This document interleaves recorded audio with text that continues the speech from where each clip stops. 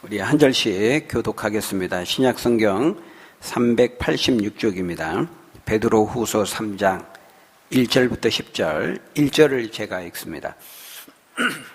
사랑하는 자들아, 내가 이제 이 둘째 편지를 너희에게 쓰노니 이 두 편지로 너희의 진실한 마음을 일깨워 생각나게 하여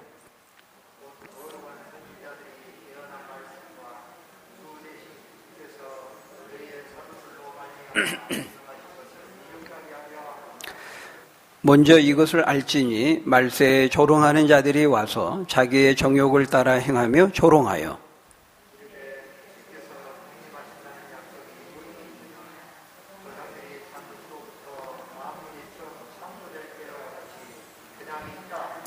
이는 하늘이 예적부터 있는 것과 땅이 물에서 나와 물로 성립된 것도 하나님의 말씀으로 된 것을 그들이 일부러 잊으려 함이로다.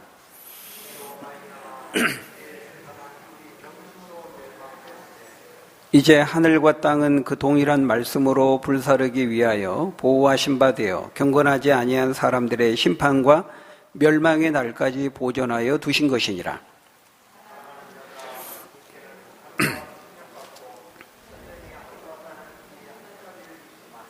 주의 약속은 어떤 이들이 더디다고 생각하는 것 같이 더딘 것이 아니라 오직 주께서는 너희를 대하여 오래 참으사 아무도 멸망하지 아니하고 다 회개하게 이르기를 원하시느니라.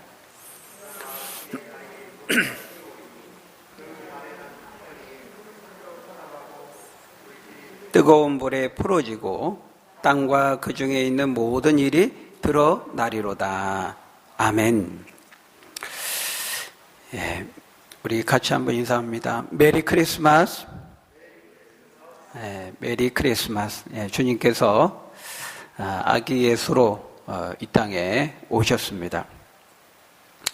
예, 확실히 이 코로나로 인해서 다른 그 어떤 해보다도 물론 매해 시간이 가면 갈수록 그런 걸 더 많이 느끼긴 했지만 특별히 올해는 이 코로나로 인해서 그 어떤 해보다도 이 성탄절 분위기가 잘 안 나는 것 같습니다. 교회 안에서도 그렇고 밖에서도 그렇고 유쾌한, 쾌활한 캐롤 소리도 거의 못 듣는 것 같고 시국이 시국인지라 그런 것 같습니다. 물론 뭐 성탄절 분위기라는 게 꼭 있어야 되는가? 어떤 점에서 과연 그런 분위기라는 것이 합당한 것인가라고 한다면 어떤 점에서 오히려 이런 차분한 상황이 좀 더 바람직한 것일지도 모르겠습니다. 우리가 그동안 크리스마스 하면 사람들이 흥청망청 먹고 마시고 취하고 노는 그런 날로 많이 인식하지 않았습니까? 생일의 당사자는 이제 주님이신데 엉뚱한 사람들이 즐거워하고 놀고 취하고 소비하는 그런 성탄절이었다면은 어떤 점에서 좀 이렇게 차분하게 좀 더 성탄절의 의미를 좀 깊이 생각할 수 있는 그런 계기가 된다는 점에서 이 조용한 성탄절이 꼭 나쁜 것만은 아닌 것 같습니다. 어쨌든 우리는 다시 한번 이 답답하고 힘겨운 코로나 상황 가운데에서 오직 우리의 유일한 소망은 주님밖에 없다는 사실을 우리가 다시 한번 생각하면서 사실 그렇지 않습니까? 그 어떤 것도 우리의 소망이 될 수가 없습니다. 그 누구도 국가도 어떤 기관도 우리의 생명과 안전을 보장해 주지는 못하지요. 그 어떤 것도 확실한 것은 없다는 거예요.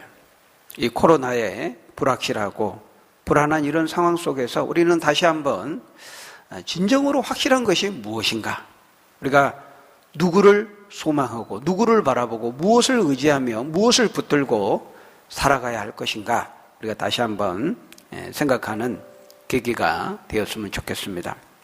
그런 점에서 이 차분한 이런 성탄절의 분위기 속에서 아기 예수로 이 땅에 오신 그 오심의 의미들을 우리가 좀 더 숙고하고 마음 깊이 기뻐하고 감사하는 그런 시간이 되었으면 좋겠습니다.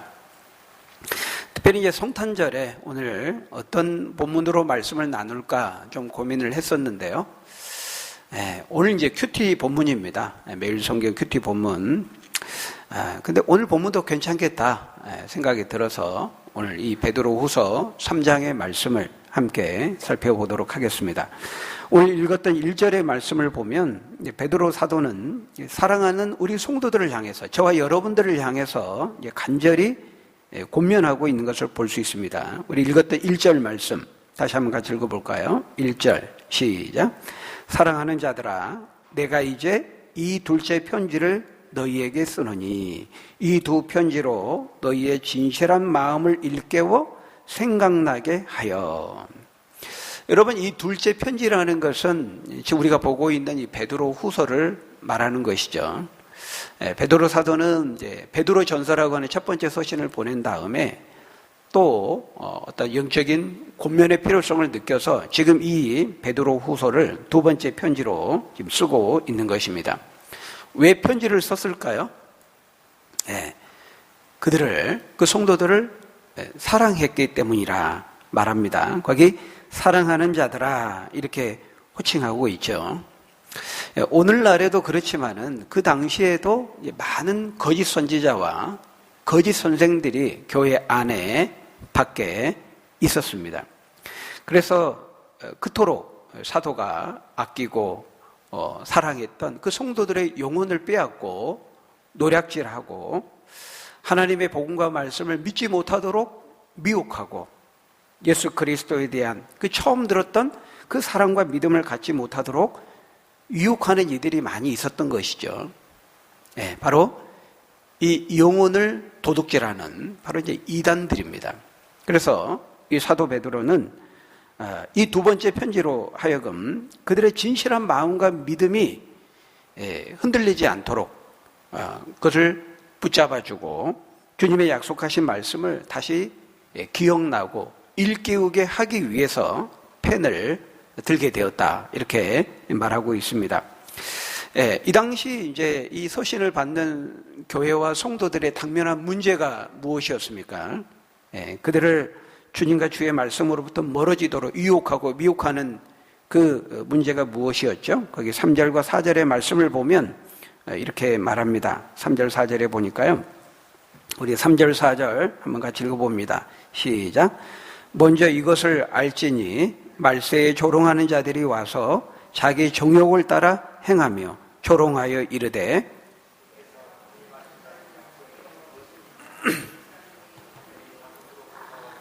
처음 창조될 때와 같이 그냥 있다 하니.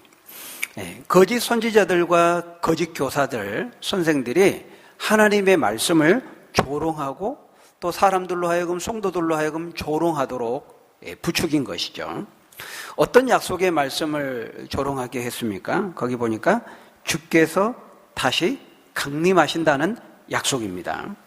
그러니까 이 강림이라는 말은 내릴 강자의 임할 임자죠. 내려오시는 겁니다. 그러니까 내려오신다라고 하는 것은 이제 여기서는 직접적으로 예수님의 재림을 가리킵니다. 그러니까 주의 강림에는 이제 두 가지가 있죠. 아기 예수로 오신 첫 번째 오심, 우리가 그것을 초림이라고 말하고, 아기 예수로 오셔서 십자가에 죽으시고 부활하시고 승천하셔서 하나님의 보좌 우편에 계신 다음에 이제 다시 오시는 두 번째 오심, 그래 이걸 재림이라고 말합니다. 주의 강림에는 초림과 재림이 있죠. 이제 이 재림은 두 번째 오심이자 마지막 오심입니다. 그래서 우리는 지금 어디에서 살고 있습니까? 초림과 재림 사이에서 우리는 살아가고 있습니다. 말씀하신 대로 오신 그 주님의 약속을 붙잡고 다시 오실 주님을 바라보면서 소망하면서 우리가 지금 살아가고 있는 것이죠. 그런데 사람들은 뭐라고 말한다는 거예요? 말씀을 조롱한다는 것입니다. 비웃는다는 것입니다. 재림이 있다고? 웃기는 소리 하지 마라. 그런 것은 없다. 그렇게 조롱한다는 것입니다. 여러분, 재림을 조롱한다는 것은 다시 말하면 하나님의 심판을 조롱한다는 것이고, 천국이나 지옥이나 그런 것은 없다, 그렇게 말하는 것이죠. 그러니까 이 베드로 시대에 초대 교회 때에도 그러했지만 오늘 우리 시대도 마찬가지잖아요. 하나님의 약속의 말씀, 이 성경 말씀, 성경을 통해서 하시는 이런 경고의 말씀을 사람들은 조롱하고 무시하고 우습게 여기죠. 그렇게 하면서 그 사람들이 내세우는 근거가 무엇입니까? 거기 4절에 보니까 이들이 뭐라고 말한다는 거예요? 이르되 주께서 강림하신다는 약속이 어디 있느냐? 야, 웃기지 마라. 많은 조상들이 찬 후로부터 만물이 처음 창조될 때와 같이 지금도 그냥 그대로 있다. 종말이 온다. 주님이 오신다. 재림하신다. 뭐 열심히 떠들었지만은 뭐 달라진 게 뭐가 있냐? 하늘도 바다도 땅도 다 옛날 그대로 있지. 아무것도 변하지 않고 계속 반복되고 있는데 주님 뭐 재림한다는 말은 거짓말이다. 이렇게 말하는 것이죠. 여러분, 이 재림에 대해 사람들이 조롱하던 이 태도는 예수님께서 아기 예수로 초림하실 때에도 마찬가지였습니다. 우리가 아는 것처럼 동방 박사들이나 심우원이나 안나와 같은 몇몇 소수의 사람들을 제외하고는 대부분의 사람들은 주님께서 초림으로 아기 예수로 이 땅에 오셨을 때에도 반응은 거의 비슷했죠. 여러분, 오늘날에도 이제 점점 더 그렇게 되어가고 있잖아요. 심지어 기독교 국가라고 하는 그 미국을 비롯한 서구 유럽의 나라들에서도요. 이제 이 메리 크리스마스, 이 성탄절을 메리 크리스마스라고 하지 말고 해피 할러데이라고 하자. 이렇게 말하는 그런 시대적인 분위기가 되고 있습니다. 메리 크리스마스하고 해피 할러데이하고 뭐가 다릅니까? 이제는 점점 하나님의 말씀을 대적하고 부정하는 이런 좌파, 우리가 사회주의 세력이라고 말하는데요. 서구 유럽도 그렇고요. 미국도 상당히 많이 잠식당하고 있습니다.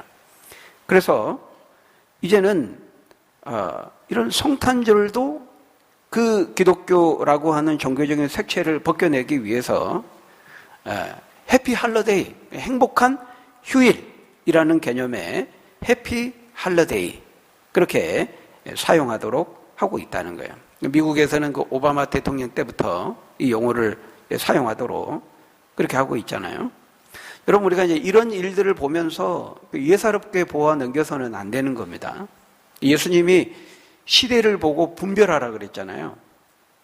이런 건 뭘 보여주냐면 바로 이제 이 시대의 영적인 상태와 흐름을 그대로 보여주고 있는 거죠. 디모데후서 3장 1절에서 말씀하는 것처럼 시간이 갈수록 말세의 그 타락한 그 징조들이 돈을 사랑하고 하나님을 미워하고 세상의 쾌락을 좇고 이런 그 현상들이 가열차게 주님 오시는 날이 가까이 오면 가까이 올수록, 시간이 가면 갈수록, 말세에 이를수록 그런 현상들이 더 심각하게, 더 가열차게 진행될 것이라 이렇게 말씀하는데요. 그것을 잘 보여주는 거죠. 야, 무슨 헛소리 하냐? 무슨 메리 크리스마스냐? 구원자 그리스도를 경배하자고? 웃기는 소리 하지 마. 그런 일은 애초에 있지도 않았어. 그냥 해피 할러데이, 그냥 쉬고 즐기고 휴식을 취하는 그런 날이지 무슨 메리 크리스마스냐, 이렇게 말하는 것이죠. 여러분, 메리 크리스마스의 그 뜻 아시죠? 메리, 즐겁게, 그리스도, 구원자로 오신 그 아기 예수를 마스하자, 미사죠. 예배하자, 경배하자, 이런 말입니다. 근데 사람들이 그런 말 쓰지 말자는 겁니다. 무슨 구원자가, 아기 예수가 구원자로 이 땅에 오는 그런 건 애초에 있지도 않았는데 그냥 쉬고 즐기고 하는 그런 휴일인 것이지 메리 크리스마스 그런 건 있지도 않았다. 그렇게 그런 말 쓰지 말자, 써서는 안 된다. 이제 이런 시대적인 분위기가 되어가고 있는 것이죠. 그러니까 애초에 아기 예수가 구원자로 오신 그런 날은 없었다는 겁니다. 하나님 말씀을 믿지 않고 부인하는 거죠. 신약 성경이 명백하게 말씀하고 있는 것을 사람들은 조롱하고 있는 겁니다. 그러니까 초림을 부인하면은 당연히 재림을 부인하게 되죠. 그건 당연한 수순입니다. 그러니까 초림과 재림에 대한 그 반응은 서로 맞물려 있는 거예요. 아기 예수로 오신 것을 믿는 사람이 재림은 안 믿는다? 그건 말이 안 되는 거죠. 재림은 믿는데 초림은 안 믿는다? 그것도 말이 안 되는 겁니다. 그럴 수 없는 것이죠. 그래서 성탄절을 대하는 사람들의 반응과 태도는 바로 재림에 대한 사람들의 반응과 태도를 그대로 보여주는 것이죠. 그래서 그 3절에서 말씀하는 바와 같이 주의 강림하심과 재림을 믿지 않는 사람들의 오늘을 살아가는 삶의 태도가 어떻다는 거예요? 자기 정욕을 따라 행한다는 것입니다. 그러니까 종말을 어떻게 보느냐, 그 사후 세계를 어떻게 보느냐 하는 것은 그 종말의 문제가 아니라 오늘 현재의 나의 삶을 결정하는 겁니다. 근데 사람들이 주의 강림, 재림, 종말, 심판, 지옥, 천국 그런 거 없다고 생각하니까요. 어떻게 살까요? 당연히 자기의 정욕을 위해서 오늘 당장 주어진 자기의 정욕과 욕망과 이익과 욕심을 따라서 살아간다는 것입니다. 부활장인 고린도전서 15장 32절에 말씀하잖아요. 부활이 없고 다시 사는 것이 없고 천국과 지옥이 없다면은 사람들이 뭐라고 말한다는 거예요? 내일 죽을 터이니 오늘 먹고 마시자 하리라. 당연하죠. 저도 그렇게 살겠습니다. 아니 어차피 짧게 한평생 살다가 죽으면 거기서 끝나는 거라면은 그렇게 도덕이 뭐가 중요하고 그 법을 지키고 그렇게 살아야 될 이유가 뭐가 있겠습니까? 적당히 사람들 눈 피해 가면서 자기 좋은 대로 자기 이익과 욕심과 욕망을 따라서 그렇게 살다가 가면 끝나는 것이죠. 바로 이런 생각, 이런 가르침, 이런 사상을 부추기고 퍼뜨리는 그런 거짓된 가르침이 이 베드로 당시에 초대교회에도 있었다는 거예요. 오늘 이 시대에만 있는 게 아닙니다.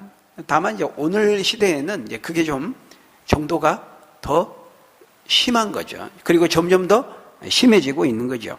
디모데후서 3장의 말씀처럼. 그런데 지금 사도 베드로는 그런 거짓말에 속지 말라는 것입니다.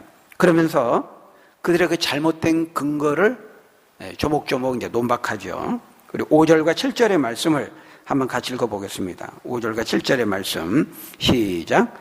이는 하늘이 옛적부터 있는 것과 땅이 물에서 나와 물로 성립된 것도 하나님의 말씀으로 된 것을 그들이 일부러 잊으려 함이로다. 이로 말미암아 그때에 세상은 물이 넘침으로 멸망하였으되 이제 하늘과 땅은 그 동일한 말씀으로 불사르기 위하여 보호하신 바 되어 경건하지 아니한 사람들의 심판과 멸망의 날까지 보존하여 두신 것이니라. 무슨 말입니까? 사도 베드로는 그들의 말이 틀렸다는 것입니다.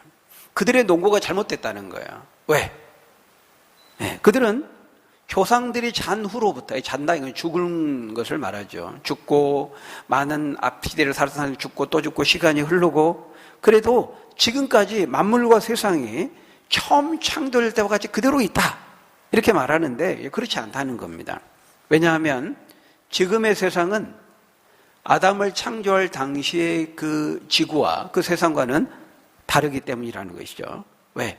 노아의 홍수 심판을 겪은 지구라는 것입니다. 그러니까 노아의 홍수 심판으로 인해서 온 세계가, 온 만물이, 이 지구가 물에 잠겨버렸고 지구에 노아의 홍수 심판을 통해서 많은 환경들이 달라졌다는 것입니다. 그렇죠. 지금의 지구는 처음 창조할 당시의 그 지구가 아닙니다. 똑같지 않습니다. 다시 말하면은 이 세상과 만물과 이 지구의 모습은 이미 한번 하나님의 심판을 경험한 상태라는 거예요. 그래서 거기 5절에 뭐라고 말씀합니까? 땅이 물에서 나와 물로 성립된 것도 하나님의 말씀으로 된 것이라. 그러니까 하나님이 이미 노아 시대에 하나님께서 세상을 물로 하겠다 말씀하시고 약속하셨는데 그 말씀 그대로 온 세상을 심판하셨다는 것입니다. 그래서 여러분, 물론 동의하지 않는 과학자들도 있습니다만 많은 과학자들이 이 지구가 그 시기를 어떤 사람은 몇백만 년, 몇억 년 또는 지금 우리가 겪고 있는 만 년이 안 됐다고 보죠. 그렇게 이제 짧게 보는 그런 과학자들도 있죠. 그 시기는 굉장히 논쟁을 많이 하지만 과거 어느 시기에 이 지구가 굉장히 큰 환경적인 대격변을 겪었다고 말하죠. 대부분 그 동의합니다. 그 오존층이 많이 그 대기의 그 환경의 변화, 지질적인 환경의 변화, 이런 많은 변화들이 과거 어느 시점에 그것이 굉장히 오래된 것으로 보는 과학자들도 있고 비교적 짧게 보는 과학자도 있습니다만은 이 지구가 엄청난 큰 대격변을 겪었다는 데 있어서는 대부분 이제 동의하는 거죠. 어쨌든 과학자들의 논쟁을 빌리지 않더라도 성경 자체의 우리가 근거를 본다면은 이 세상은 처음 하나님께서 아담을 창조하셨을 때 그 상태로 그냥 반복되고 있는 것이 아니라는 것입니다. 하나님께서 노아를 통해 이 세상의 죄악이 관영하고 죄악이 가득 찬 것을 한탄하시면서 너희들이 회개하고 돌아오지 않는다면 내가 물로 세상을 심판하겠다, 이렇게 하나님이 말씀하시고 선언하시고 경고하셨는데 그들이 어떻게 했어요? 노아 시대 때에도 사람들은 하나님 말씀을 조롱했습니다. 비웃었습니다. 하나님 말씀대로 그대로 말씀을 믿고 산 위에서 배를 만들고 있는 노아를 사람들은 조롱하고 비웃었죠. 아이, 저 미친 인간. 배는 물가에서 만들어야지 산에서 배를 만들다니 정신 나갔군. 물로 세상을 심판한다고? 웃기고 있네. 그러니까 사람들이 원래 배는 이 물가에서 만드는 거거든요. 그러니까 진수를 하잖아요. 배를 띄워야 돼요. 근데 노아는 산꼭대기 산에서 배를 만드니까 사람들이 다 미쳤다고 한 겁니다. 그렇지만은 노아는 하나님이 물로 심판한다는 걸 믿고 그렇게 한 거죠. 그 당시에도 사람들은 그걸 못 믿는 사람들은 이제 노아를 미친놈 취급하고 조롱했다는 것입니다. 근데 하나님께서 어떻게 하셨습니까? 정확하게 말씀하신 대로 물로 심판하셨다는 겁니다. 그런 것처럼 이제 그 7절에 보니까 뭐라고 말씀합니까? 이제 하늘과 땅은 그 동일한 말씀으로 불사르기 위하여 보호하신 바 되어 경건하지 아니하는 사람들의 마지막 심판과 멸망의 날까지 보존하여 두신 것이니라. 하나님께서 정확하게 노아의 시대에 물로 세상을 심판하시겠다고 말씀하신 그대로 심판하신 것처럼 이제는 마지막 날 재림을 통해서 마지막 심판, 최후의 심판이 남았다는 것입니다. 그리고 그때의 심판은 불심판이 될 것이라고 말씀합니다. 오늘 우리 베드로 후서뿐만 아니라 성경의 많은 곳에서 마지막 날 예수님의 재림을 통해서 이루어질 그 최후의 심판은 불심판이 될 것을 성경은 말씀하고 있죠. 오늘 본문 10절에도요. 주의 날이 도둑같이 오리니 그 날에는 하늘이 큰 소리로 떠나가고 물질이 뜨거운 불에 풀어지고, 이렇게 말합니다.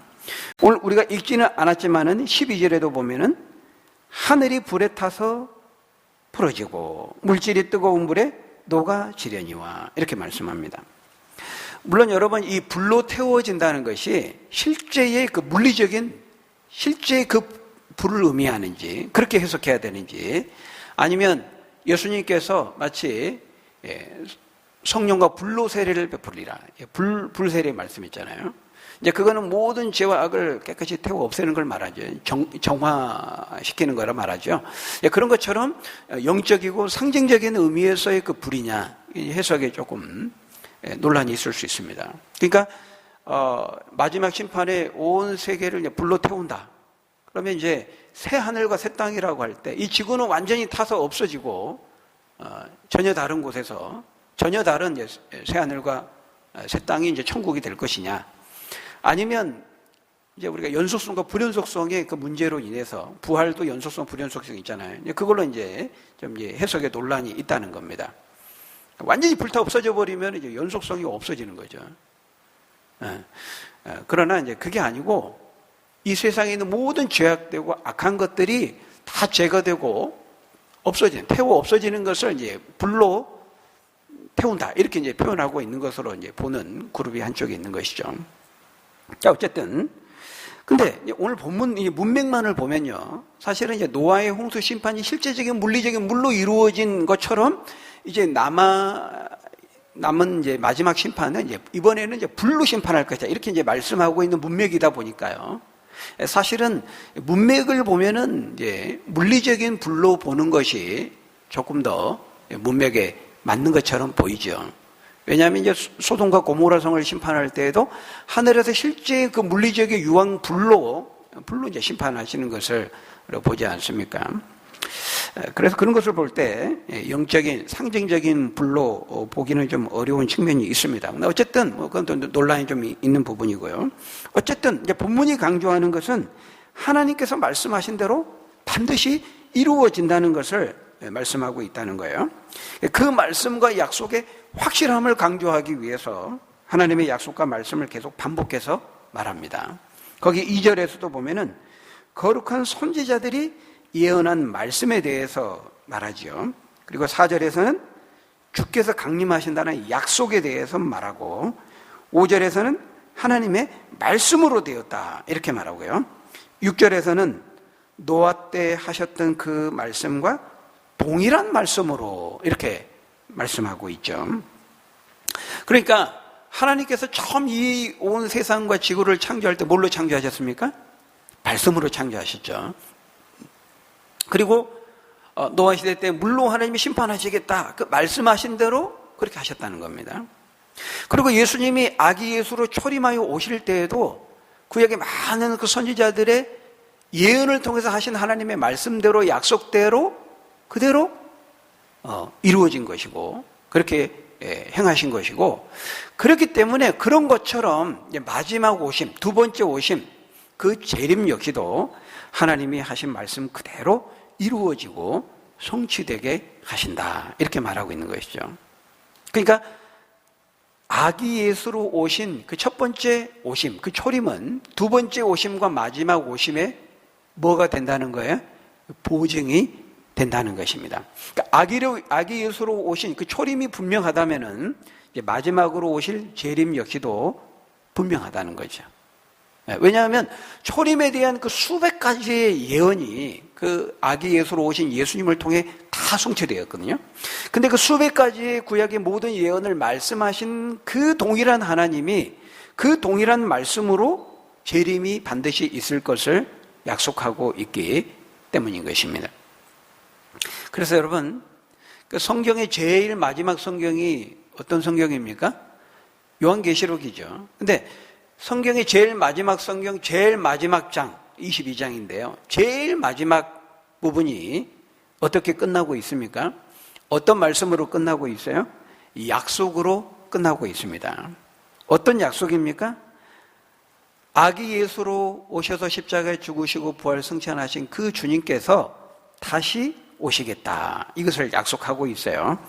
그 요한계시록 22장 20절에 보면은 이것들을 증언하신 이가 이르시되 예수님이죠. 예수님 직접 말씀하십니다. 내가 진실로 속히 오리라. 네, 진실로 오시겠다는 겁니다. 반드시 오시겠다는 것입니다.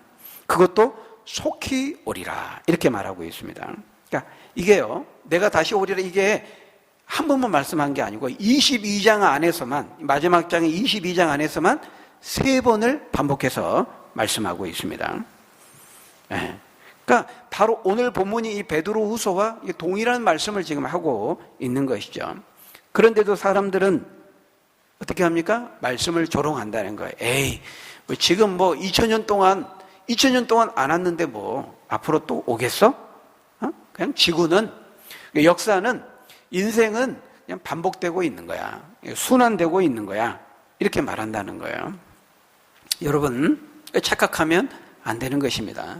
얼핏 볼 때는 그렇게 보이죠. 이 세상이, 이 역사가, 지구가, 인생이 그냥 어제 태양이 뜨고 지고 오늘 또 태양이 뜨고 지고 그냥 반복되는 거다. 순환되는 거다. 이렇게 이제 생각하기 쉽지만 그렇지 않습니다. 역사는 무한 반복되는 것이 아닙니다.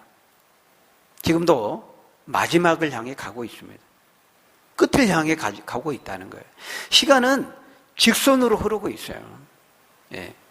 하나님이 말씀하신 그 약속의 완성, 성취를 향해서 직선으로 흐르고 있다는 거예요. 그러니까 오늘 우리가 보고 있는 저 태양은 어제의 그 태양이 아닙니다. 저 나무도 어제의 그 나무와는 다른 나무죠. 우리도 마찬가지입니다. 오늘의 나가 어제와 나와 동일합니까? 아니죠. 변화가 생겼죠. 뭘 보면 알 수 있습니까? 배를 만져보면 알 수 있습니다. 내 배를 만져보면 어제의 그 배하고 내 배가 오늘의 배가 좀 다르죠.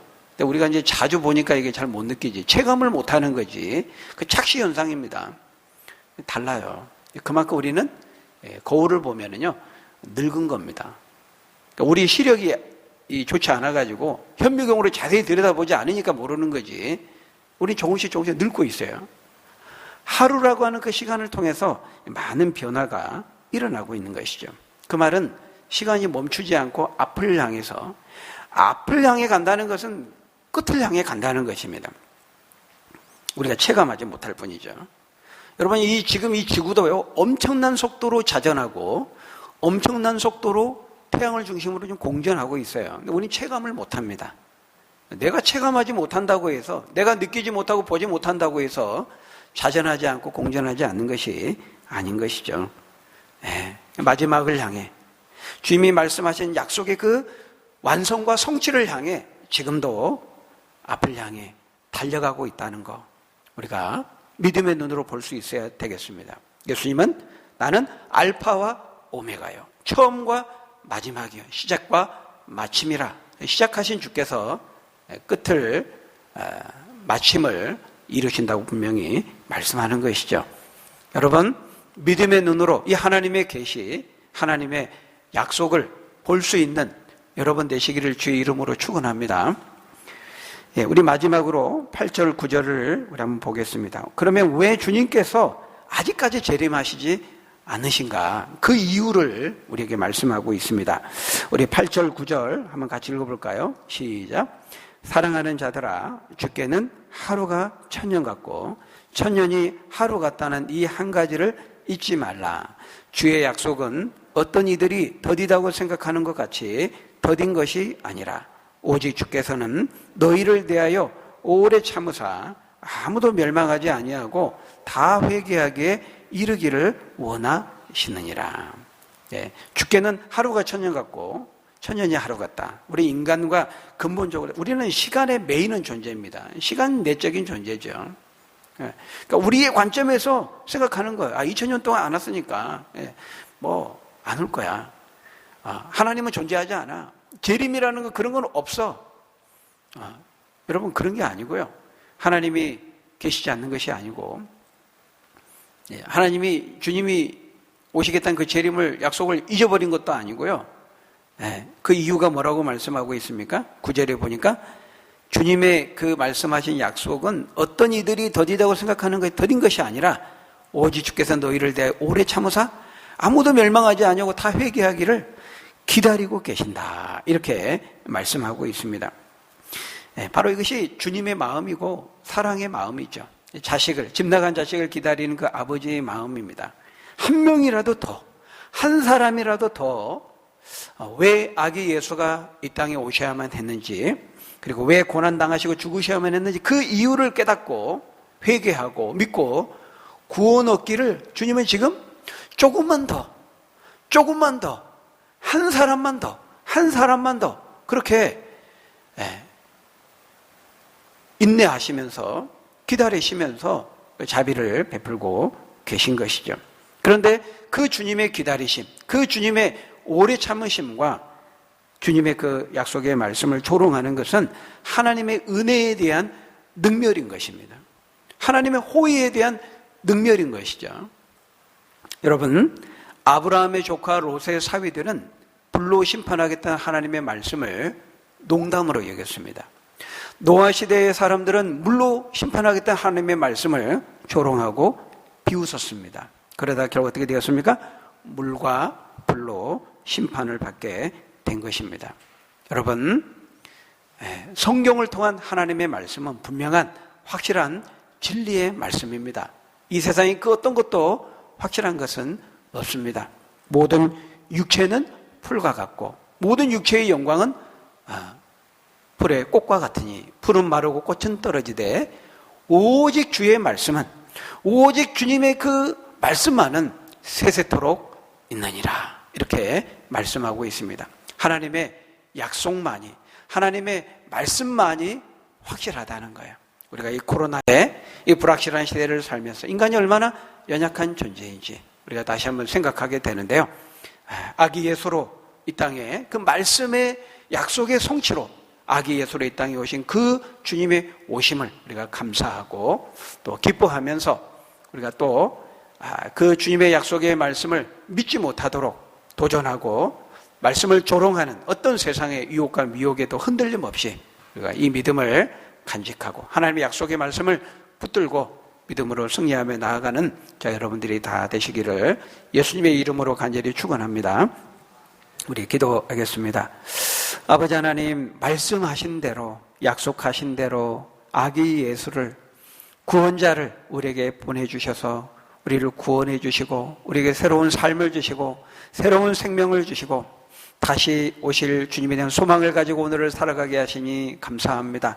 이 세상에 그 어떤 것도 확실한 것이 없지만은 오직 주님의 확실한 약속의 말씀만을 우리가 붙들고 그 성취를 우리가 소망하면서 알파와 오메가 되신 시작과 마침이 되시는 말씀하신 그 약속은 반드시 이루시는 그 신실하신 하나님을 나의 인생의 소망으로 삼고 오늘을 살아가는 우리 믿음의 사람들 다 될 수 있도록 하나님 축복해 주옵소서. 예수님 이름으로 기도하옵나이다.